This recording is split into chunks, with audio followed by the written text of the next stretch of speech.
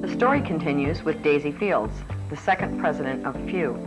Daisy is retired from a federal career with the National Aeronautics and Space Administration and the Veterans Administration. She served as national president from 1969 to 1971. There's a file cabinet and 2 large boxes filled with FEW memorabilia in my basement. Pouring through those files, I came across the first brochure we developed to spread the word about the organization. This little flyer here, that was it. I carried wherever I went, I carried a purse full of these and handed them out along with a little pep talk about FEW. I guess I must have been reasonably successful because I note that at the end of my first year in office, we had 8 chapters, which was a pretty good beginning. But I noticed something else in that first brochure which made me smile. It was on the list of officers, all of whom were married. Next to our names, in parentheses, was the names of our husbands, like mine read President Daisy B. Fields, paren, Mrs. Victor. As I look at that now, I can't help but feel that we must have lacked confidence in our own identities, and therefore identification with a husband provided us with a security blanket. I'm glad to note that we no longer need that crutch. We can stand on our own feet.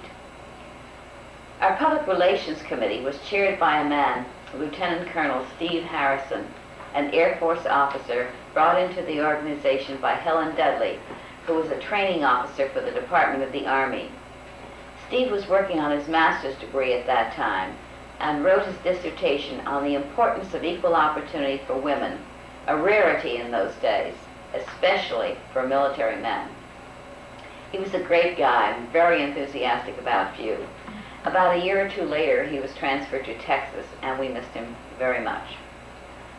I devoted a great many hours, mostly at home on weekends, writing to chapters, alerting them to write or call their congressional representatives about legislation of concern to women, in particular the ERA, with which I was very involved at that time.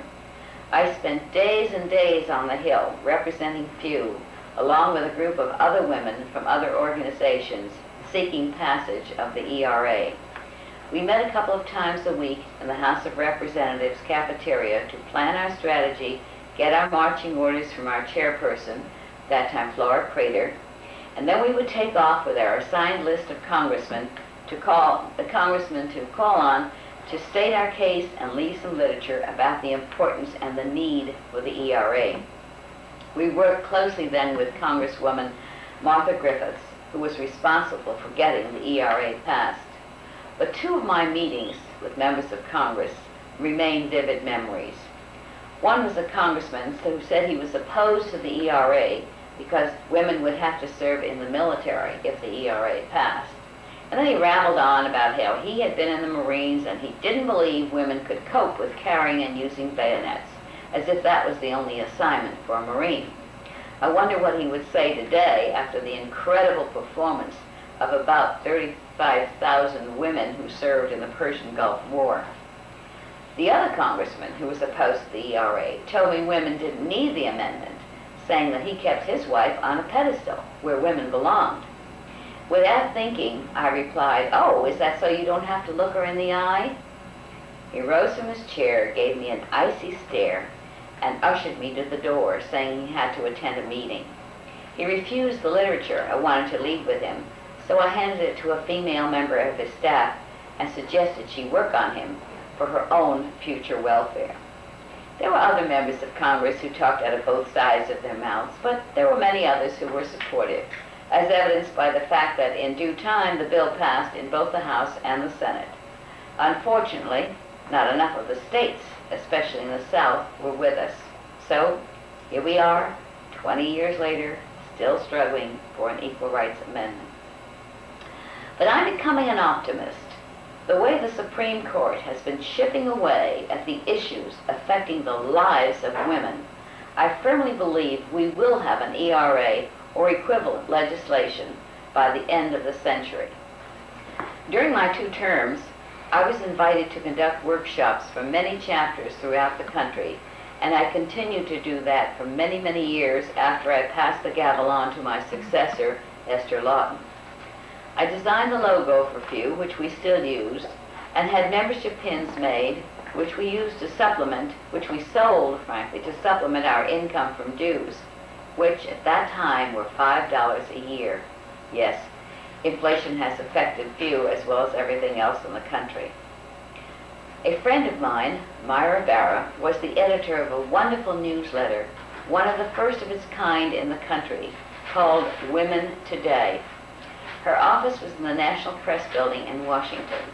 I prevailed upon her to sublease a tiny room in her suite of offices to Few, so that we could have a true business address in a prestigious building.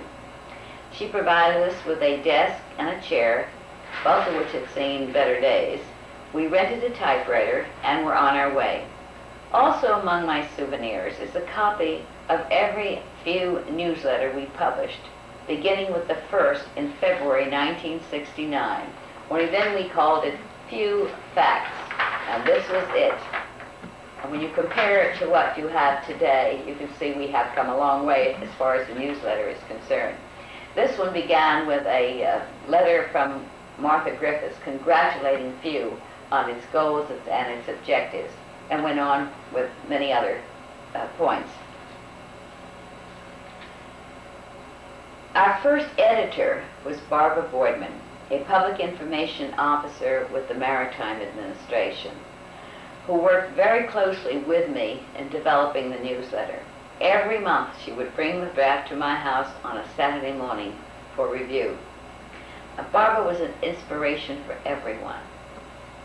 Crippled by polio in her youth, she wore braces on both withered legs, walked with great difficulty with 2 canes, drove a car specially designed for her, and went everywhere.